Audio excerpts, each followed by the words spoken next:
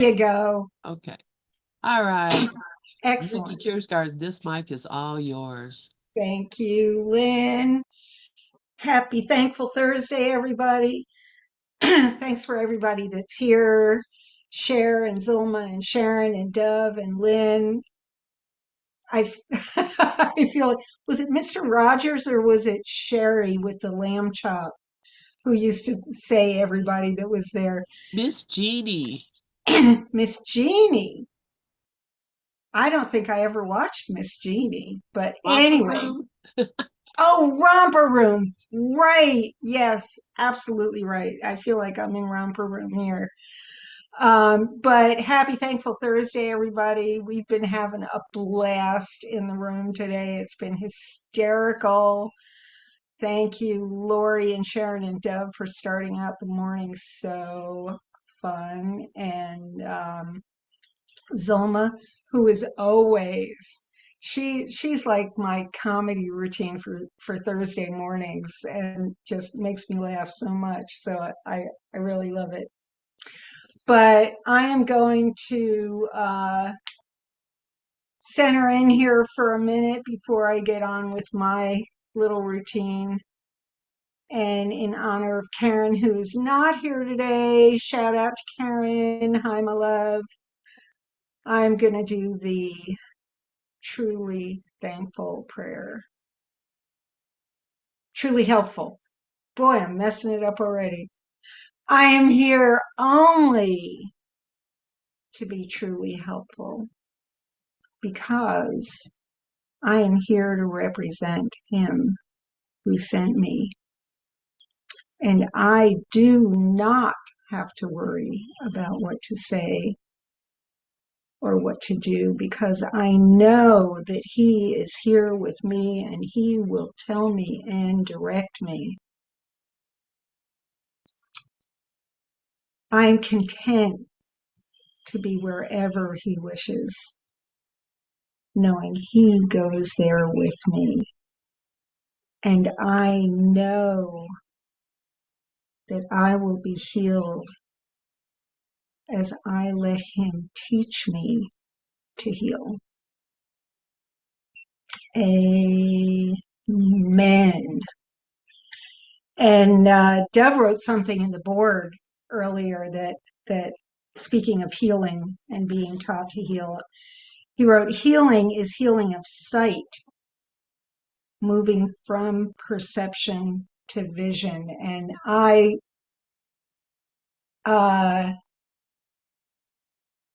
I'm going to delve into that a little bit more later on, but that added just a special layer.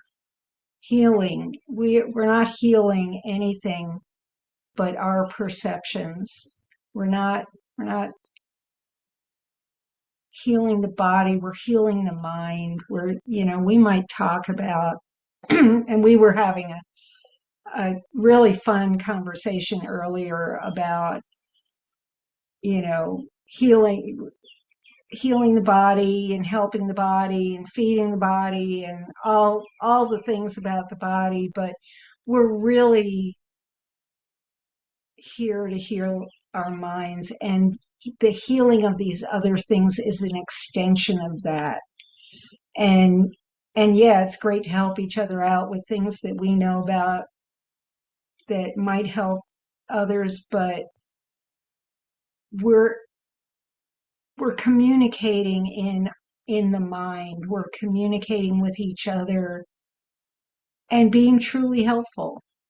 And that's what it's about, and that's what I love about this community, is that we're all really truly helpful with each other, and that shows. So I'm going to start out today with my usual shtick of talking about what did Miki do this week that was truly ridiculous. And I was doing I woke up one morning earlier this week, I think it was on Monday, furious. I mean, as angry as I have ever been. And it was backlash from an interaction I had with a friend. And some of you, I I told a little bit more about this, but I'm not going to give the details today. I'm just going to say I got really upset with somebody who uh, who would not give me the attention and consideration that I thought I was deserving of. And I got it out a little bit with the group here,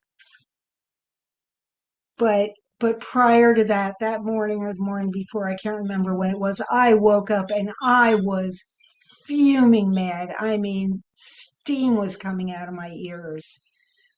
And I realized that what was going on was that I wanted to be special. I wanted her to not do something that she always does that triggered me a little bit because I wanted to be special. I wanted her to completely change her mode of being in order to make me special. And her mode of being is that she wanted to be special.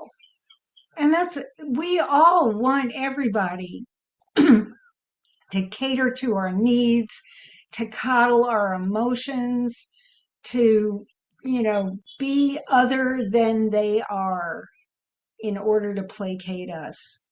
And, and I just, that's been my theme this whole year is looking at where I want to be special and what is that grounding me into this body and this existence and this, you know, being an identity. How every time I want to be special, it's about making this identity more comfortable, making this personality feel a little bit better. And that's got to go. That's just got to go. That's all there is to it. And so I had a little epiphany, and I realized that I could do a little bit of a hack. I know Dove loves a hack, so I did a hack on lesson 136, and which is sickness is a defense against the truth. And we're all going to be doing this lesson tomorrow. So if you're following the calendar year, so maybe if anybody is inclined to do this with me, you can change the word sickness to the word specialness. And we can do this all throughout. There's a few places where we could change body to identity.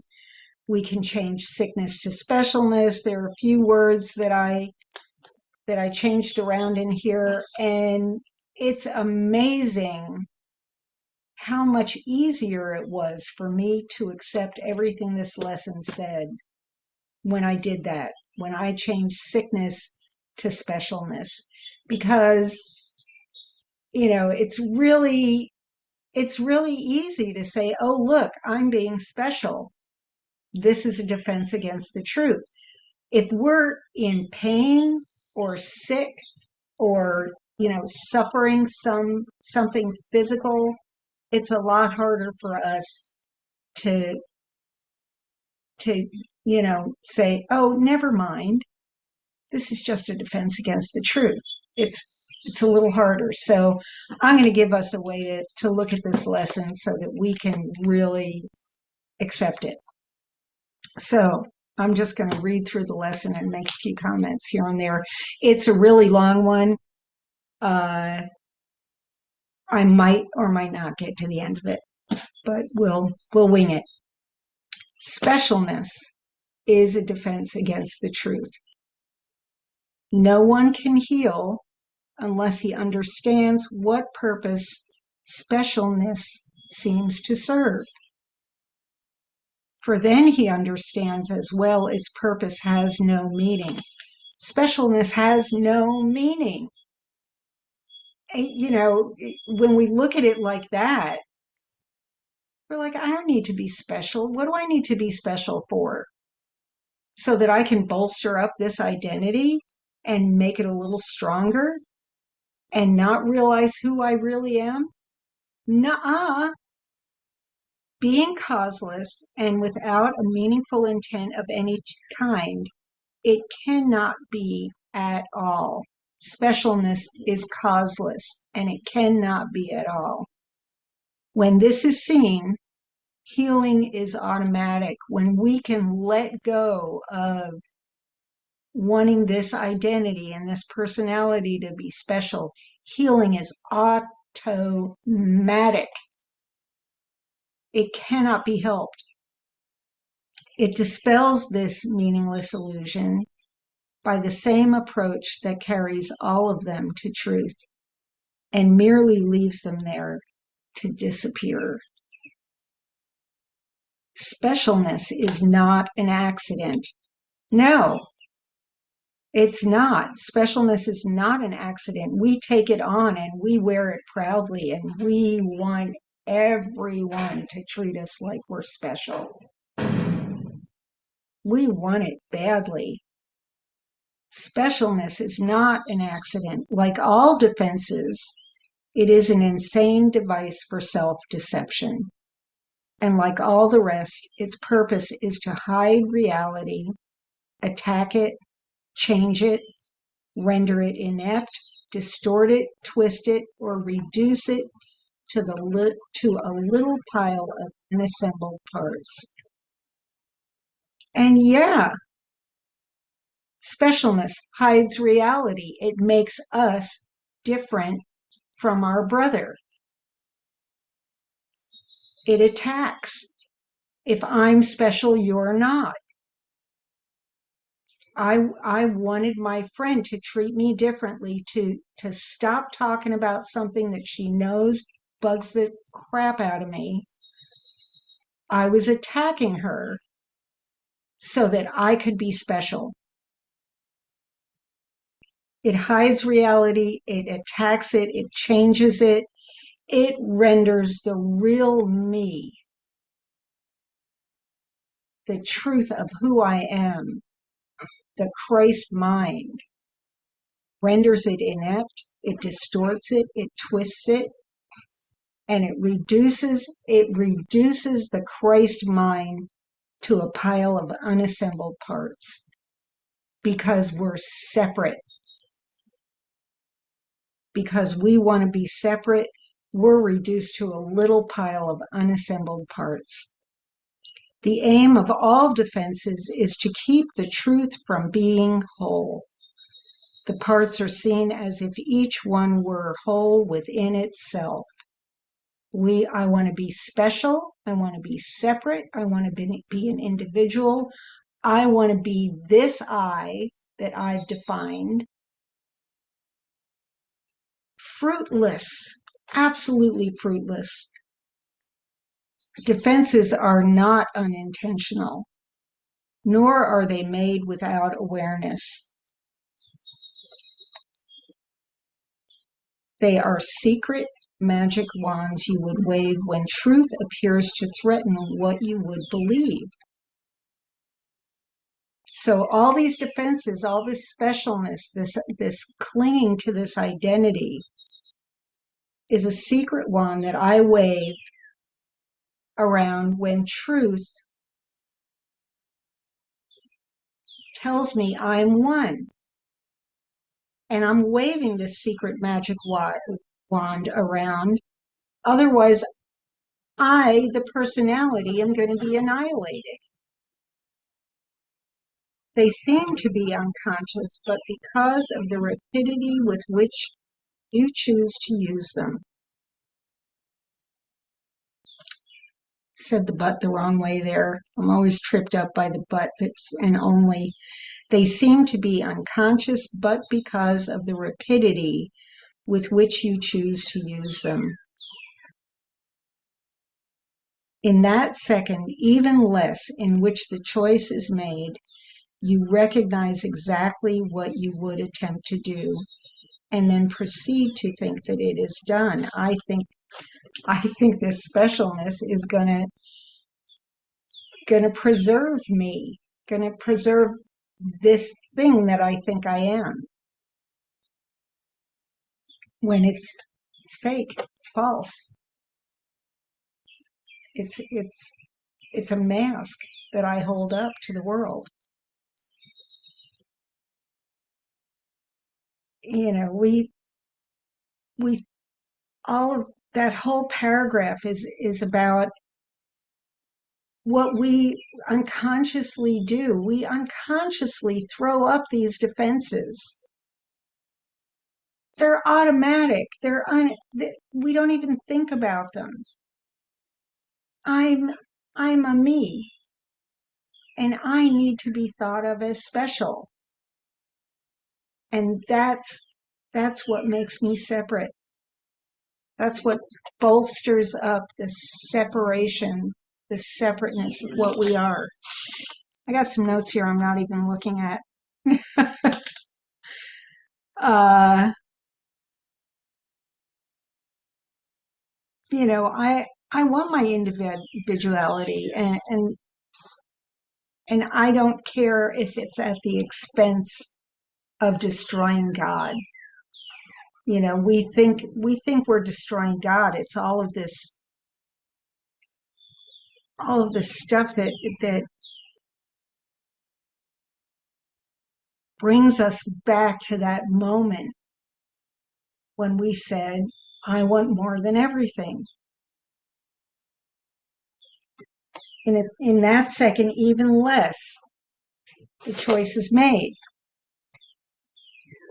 And we choose for the identity, we choose for the personality, we choose everything that we're not.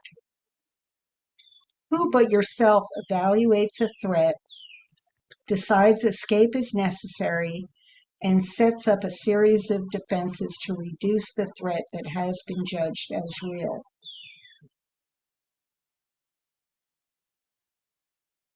You know, who but this personality is going to perceive a threat? Who but this identity that thinks it's so special is going to perceive a threat? No, no, you're not. You're not that. Oh, yes, I am.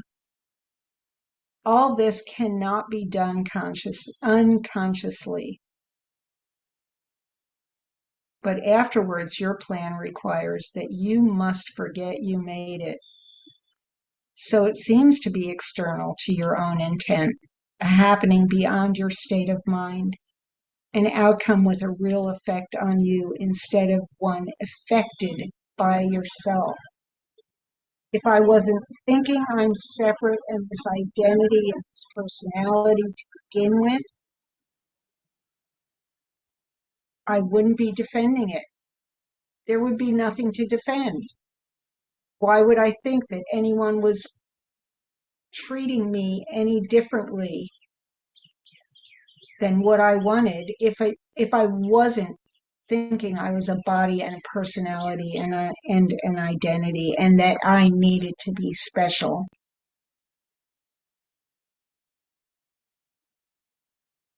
You know, I think I forget when I'm automatically throwing up those defenses of you need to treat me better.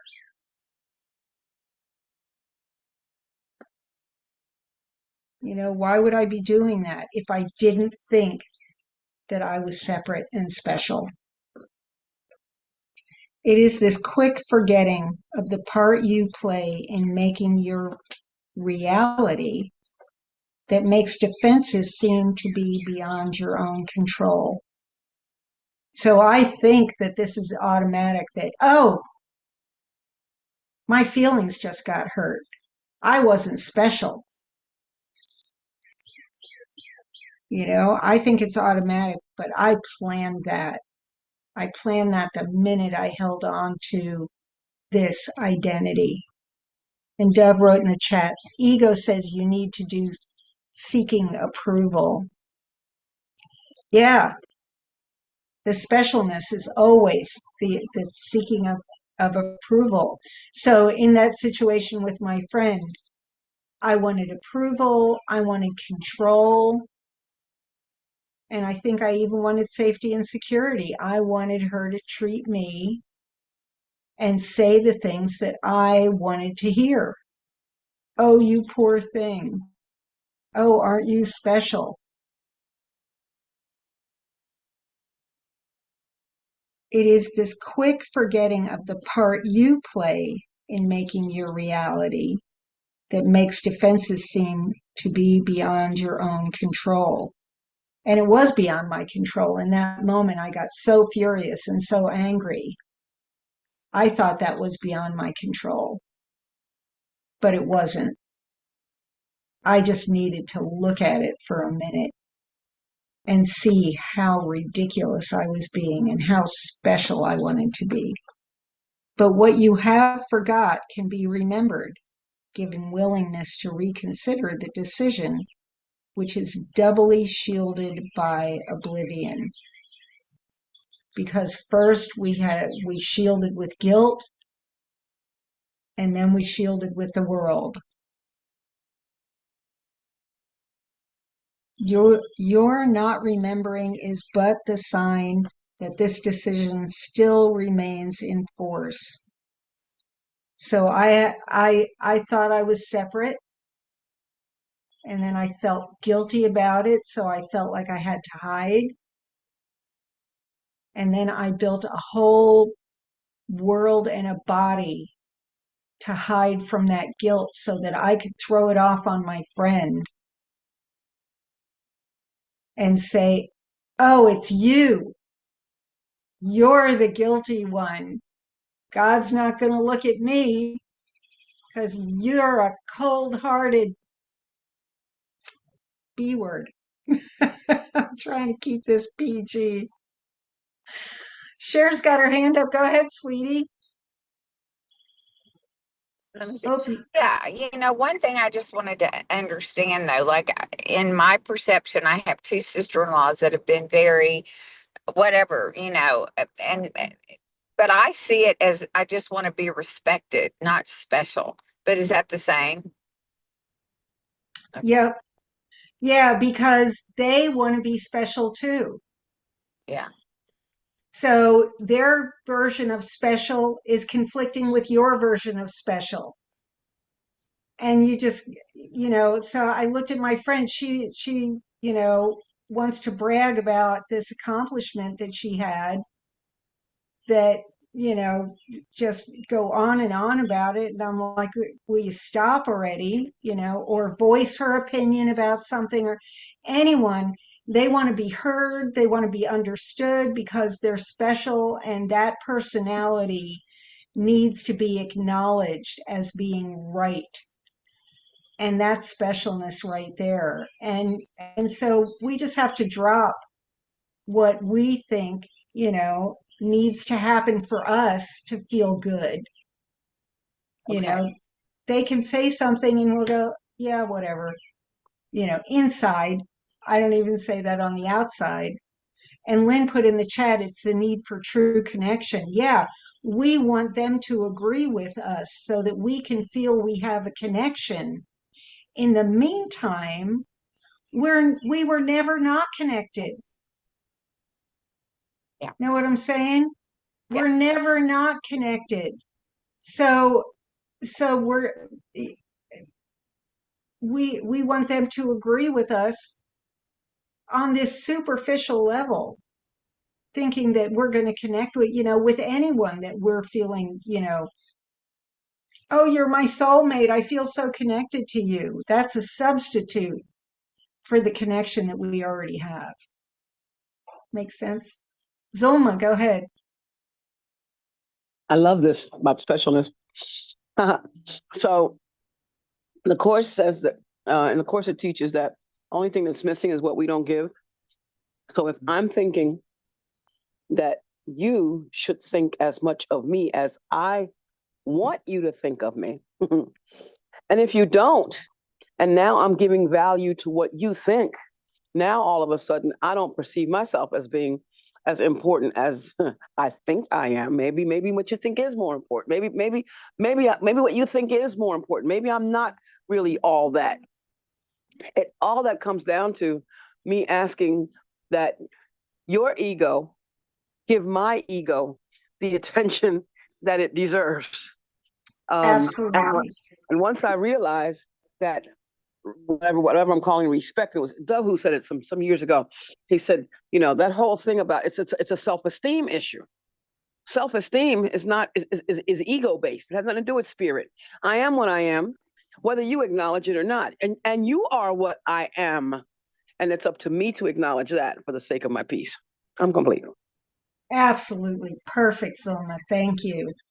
Yes, I'm so glad we're doing this because this is apparently this is my main lesson. This is my lesson this lifetime. It's about that it's all about specialness and that specialness equals separateness. And at least in this period of my life, this is what I need to learn. And so this is what I'm talking about pretty much every stupid week. So, where was I? It is this quick forgetting of the part you play in making your reality that makes defenses seem to be beyond your own control. But what you have forgot can be remembered, giving willingness to reconsider the decision which is doubly shielded by oblivion. Your not remembering is but the sign that this decision still remains in force as far as your desires are concerned. Mistake this, not this, for fact. The fact is we're not separate. Mistake not this for fact that we're separate. Defenses must make facts unrecognizable. They aim at doing this, and it is this they do. Every time we want somebody to be different than who they are, we're acknowledging separation. Every defense takes fragments of the whole, assembles them without regard to all their true relationships, and thus constructs illusions of a whole that is not there. And I have a note here that I wrote to myself. We think we exist because we did the unthinkable. And just like the one sun separated, we separate different problems and assign different solutions. We're always assigning a new solution. If you did this, I'd be happy. If you were not like that, I'd be happy. We're always assigning different solutions to what we think is a problem. Oh, what's the title of that lesson? Zoma wrote lesson 71, but I can't remember which it is. You there, sweetie? Not there. She'll tell us next time. It is this process that imposes threat and not whatever outcome may result. When parts are wrested from the whole and seen as separate and wholes within themselves, they become symbols standing for attack upon the whole. Yeah, that's just, there it is. We think we're separate. It's an attack. Successful in effect and never to be seen as whole again. We think we pulled it off. We think we exist because we did the unthinkable. We think we separated. We did not. And yet you have forgotten that they stand but for your own decision of what should be real to take the place of what is real. All these parts, all these separations symbolize our choice for the ego. When we chose to be separate, we chose to listen to the ego and believe the lies. Thank you, Zoma. Only God's plan for salvation will work. Absolutely. We think we have a plan here. We think we're gonna save us. Specialness, and so here we are, paragraph 7, specialness. I changed sickness to specialness. Specialness is a decision. Every time we think something should be or someone should be the way they're not, we've chosen for specialness and made that decision. It is not a thing that happens to you quite unsought. which makes you weak and brings you suffering. It is a choice you make. See, and when we change that word sickness to specialness, how much easier is it to understand and accept? You know, we think when the body gets sick and it's in pain, we can't do a darn thing about it. Change that word to specialness, and it's a snap. It is a thing. It is not a thing. Specialness doesn't happen to you. You choose it. It is not a thing that happens to you quite unsought, which makes you weak and brings you suffering. It is a choice you make, a plan you lay, when for an instant truth arises in your own deluded mind, and all your world appears to totter and prepare to fall. Now you are special. The truth may go away and threaten your establishments no more. Yike. How do you think that specialness can succeed in shielding you from truth? Because it proves the body or the identity is not separate from you, and so you must be separate from the truth. Every time we think we're special, we are building up that identity. We're feeding it. Every time we think we're special, we're putting a little more padding on that identity and shielding ourselves from the truth. You suffer pain because it says body, but I'm going to put identity. You suffer pain because the identity does, and in this pain you are made one with it. Thus your true identity preserved, and the strange haunting thought that you might be something beyond this little pile of dust, silenced and stilled. For see, this dust can make you suffer, twist your limbs and stop your heart, commanding you to die and cease to be. Every time we think we're special, we're bolstering the identity, and we're thinking that anything that has to do with us can't go beyond this pile of bones and dust. Thus is the body stronger than the truth. So thus is the identity stronger than the truth. Thus is specialness stronger than the truth, which asks you to live but cannot overcome your choice to die, which asks you live but cannot overcome choice to die. And so the body or the identity is more powerful than everlasting life. How can this identity, this personality, when I drop this body, I'm dropping this identity. Whatever goes on is just the Christ mind. It's not going to have this personality. It's not going to be Miki anymore. And so if I think that, then the body is more powerful than everlasting life, heaven more frail than hell, and God's design for the salvation of his Son opposed by a decision stronger than his will. His Son is dust, the Father incomplete, and chaos sits in triumph on his throne.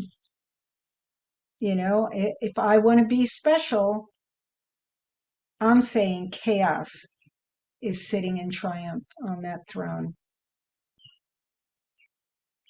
Such is your, and I wrote beside that paragraph, one of Karen's favorite lines, I exist and it's not my fault. Yep. Chaos is sitting in triumph upon the throne. I exist and it's not my fault. Such is your planning for your own defense, and you believe that heaven quails before such mad attacks as these, with God made blind by your illusions, truth turned into lies, and all the universe made slave to laws which your defenses would impose on it. Yet who believes illusions but the one who made them up? Who else can see them and react to them as if they were the truth? As long as these are defenses and they're illusions. Who made this? Who made all of this up? This personality that's listening to the ego. I'm believing the ego's lies telling me you're special. People ought to make concessions for you. You need to be treated with respect. The Christ mind doesn't need respect. The Christ mind knows what it is. If I didn't need to be special, if I were not the insecure idiot that I am, I wouldn't care what anybody thought about me or what they said or whether they thought my feelings were hurt. The strength of the Christ mind doesn't see separation and would not even hear those words. It would make no difference whatsoever. Who else can see them and react to them as if they were truth?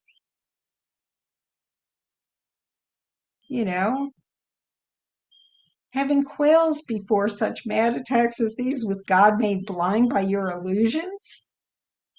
God can be made blind by my illusions? Heavens no.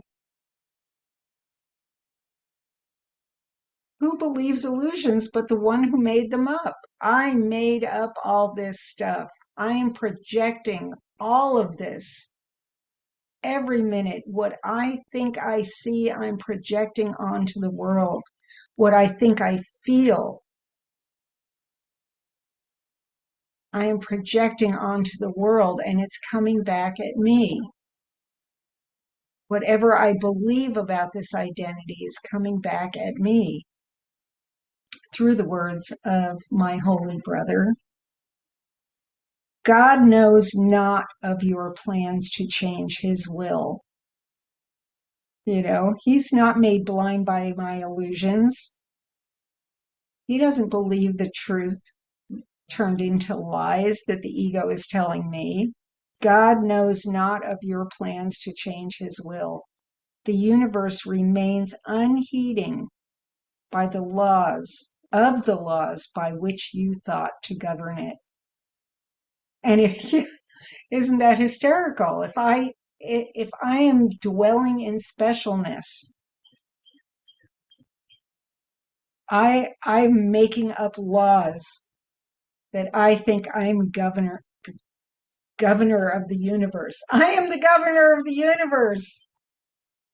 Listen to me, treat me special.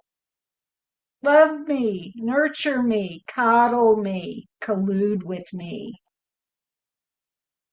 The universe remains unheeding of the laws by which you thought to govern it. Laugh in my face. And heaven has not bowed to hell, nor life to death. You can but choose to think you die or suffer specialness or distort the truth in any way. What is created is apart from all of this. I am made, not created. Defenses are plans to defeat what cannot be attacked. All of this specialness is a defense to defeat what cannot be attacked. Me, whole as the Christ mind, cannot be attacked. What is unalterable cannot change, and what is wholly sinless cannot sin. Me, the Christ mind that we all are, is unalterable and cannot change. Doesn't matter what anybody says, what anybody does, what anybody thinks, what anybody feels about me or anyone else. The Christ mind that is unalterable cannot change. And what is wholly sinless cannot sin. What we are is wholly sinless, and we cannot sin. So we cannot separate. Sin is separation. What is wholly sinless cannot sin. We did not pull it off. We cannot sin. Such is the simple truth. It does not make appeal to might nor triumph. It does not command obedience, nor seek to prove how pitiful and futile your attempts to plan defenses that would alter it. There is no problem here. There's nothing to be fixed because there is no separation and there is no specialness. Truth merely wants to give you happiness, for such its purpose is. If I didn't want to be special, I would be so much happier. If I didn't want anyone to change anything they're doing or saying or being, I would be so much happier. Perhaps it sighs a little when you throw away its gifts, and yet it knows with perfect certainty that what God wills for you must be received. I don't even think it sighs a little bit. I think it laughs. Oh, look, isn't that adorable? Look, they're doing it again. They're trying to be separate and they're trying to be special.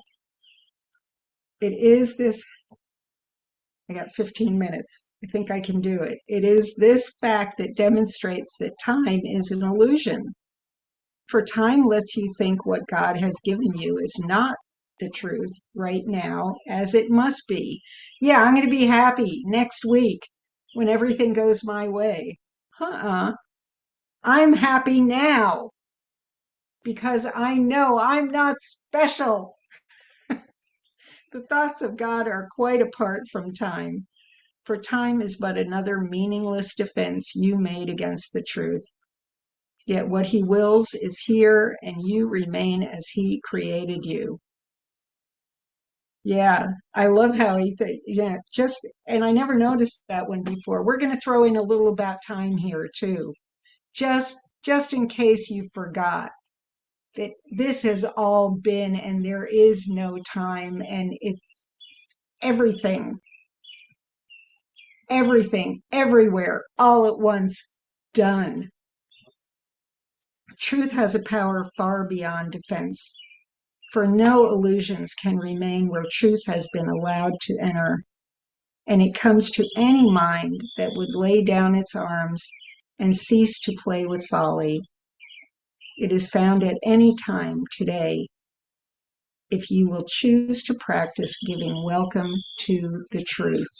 If you just drop the idea of separateness and practice giving welcome to the truth, it's all right now. We can be happy right now.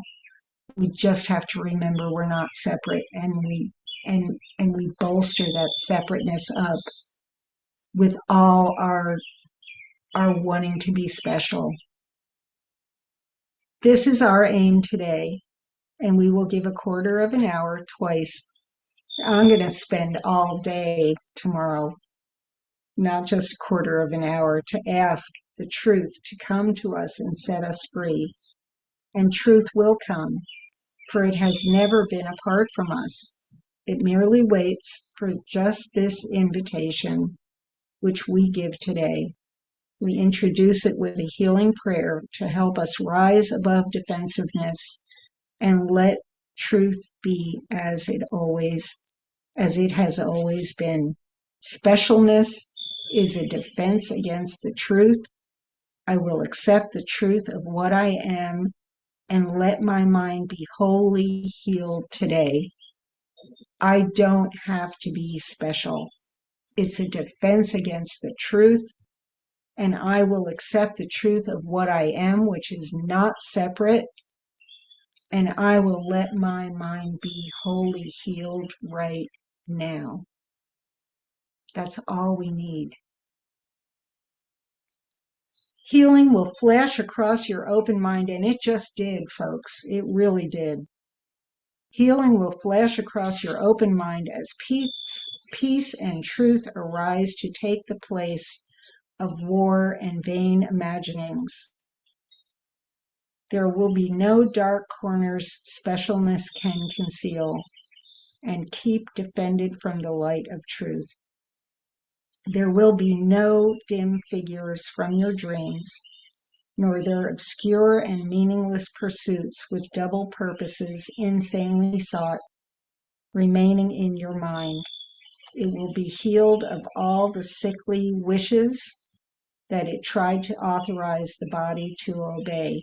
And all those sickly wishes are my appeals for specialness. And every time I have an appeal for specialness from anyone or anything, that's an appeal for being separate. Every time I want anything not to be exactly as it is, it's an appeal for separation. And it's a sick wish.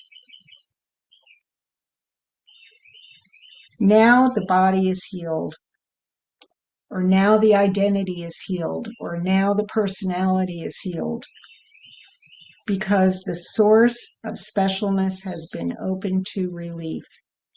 Whatever I'm thinking, whatever is going on, if I'm thinking anything is special,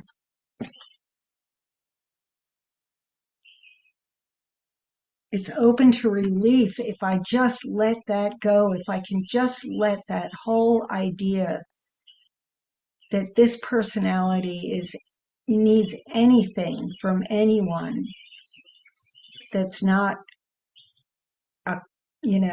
that's calling for love.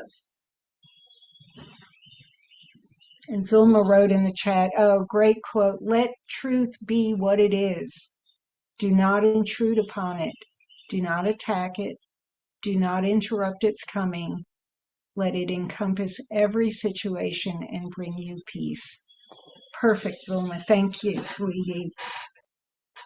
Now, is this personality, this identity healed? Because the source of specialness has been opened to relief. And you will recognize you practiced well by this. The personality should not feel at all. If you've been successful, there will be no sense of feeling ill or well or special or unspecial or separate.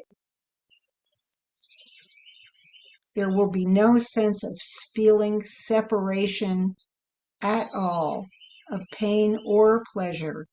No response at all is in the mind to what the personality does. Its usefulness remains and nothing more. Perhaps you do not realize that this removes the limits you had placed upon this personality by the purposes that you gave it. And the limits that I've placed upon it is that I want to be a self and I want to be a separate identity. As these are laid aside, the strength the identity has will always be enough to serve all truly useful purposes. And I've changed body to personality in a lot of this because it fits with the idea of specialness instead of sickness a little bit better.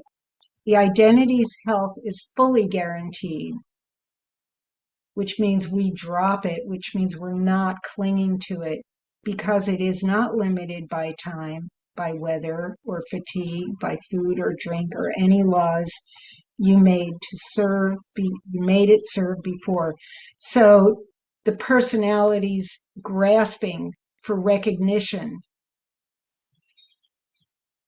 for things to be different than it is, for the energy of love, for, nothing will hamper this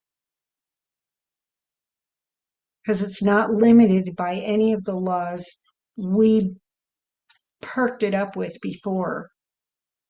You need do nothing now to make it well, for specialness has become impossible. Because there is no body, there is no personality, there is no identity, and we are not separate.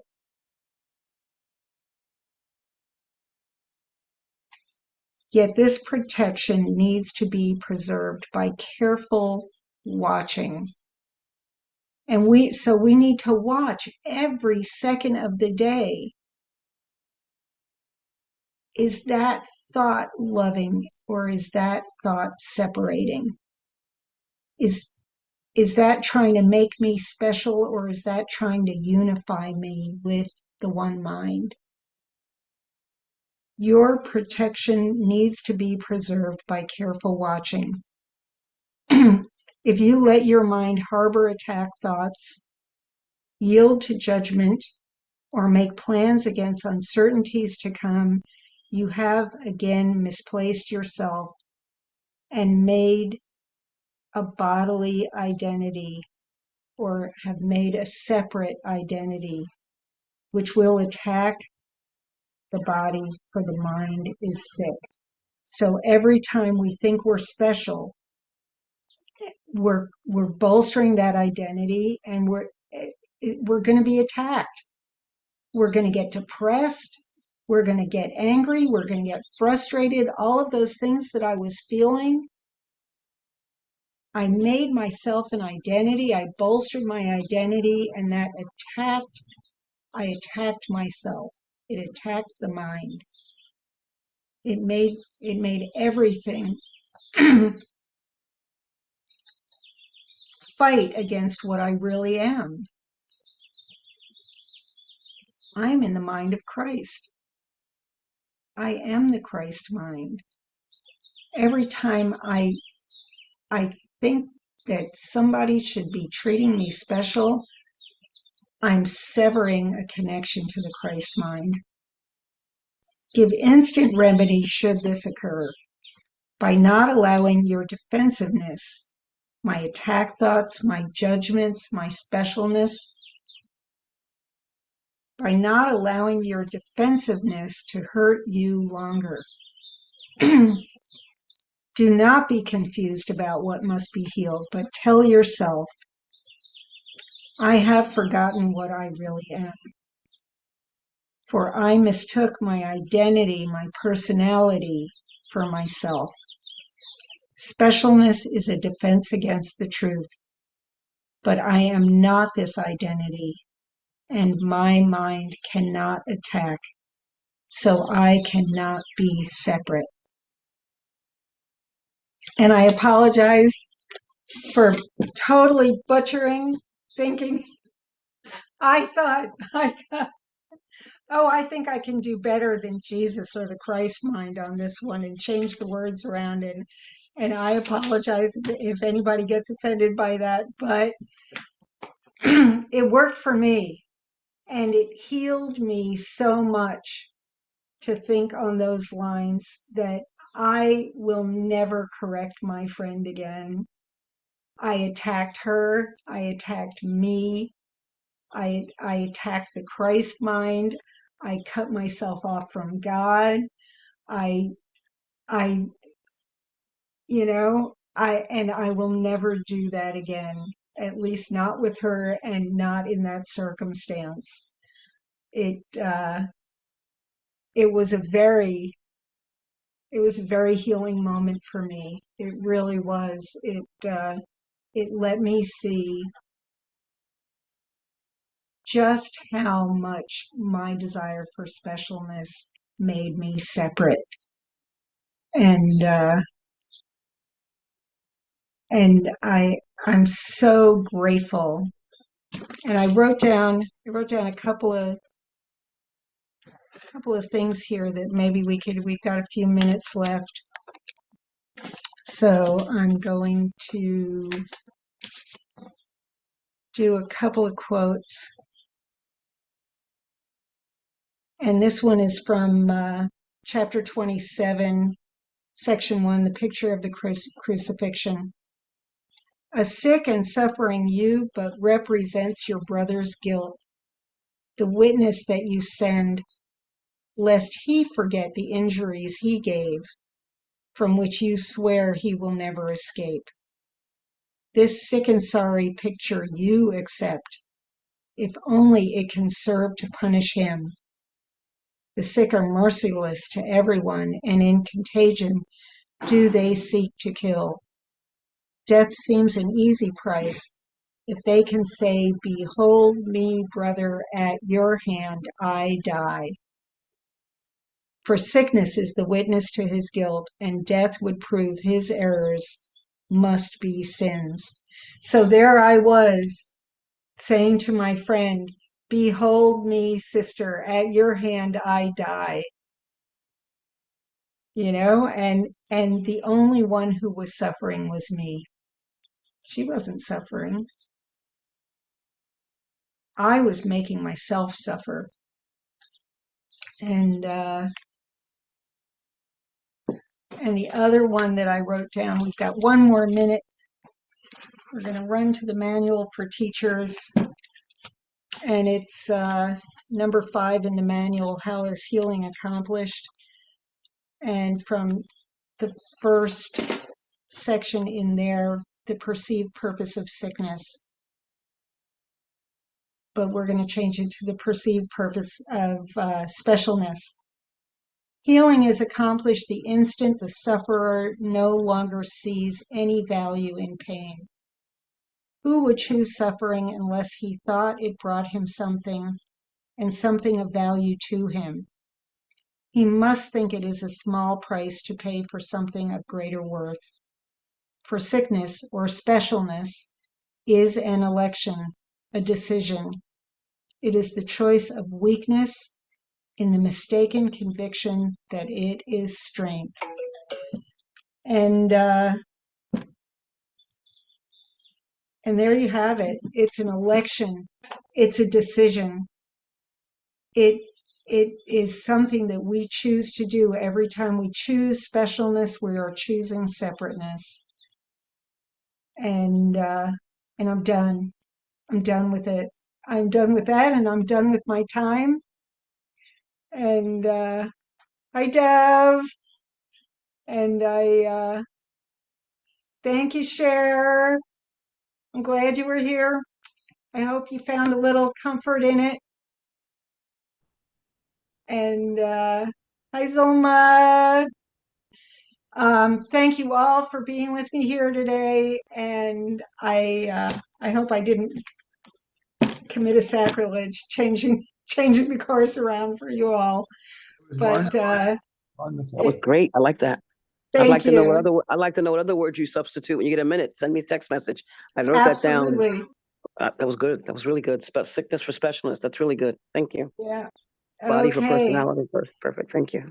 Yeah, it was lovely. It was just, yeah, really, really beautiful. And so I'm so grateful you're part of our community, Miki. I love you. Aw. Watch out, don't make me feel special. Well, we're all special. That's the thing. I mean, how can you be special in a world full of everybody special? Absolutely. We're all awesome. We're all awesome. We are all equally special. Equal. I was thinking that this morning. I bet you people who think that they are like way up there think that the only people who care about equality are people who are not way up there. But there is no way up there, and there's equality is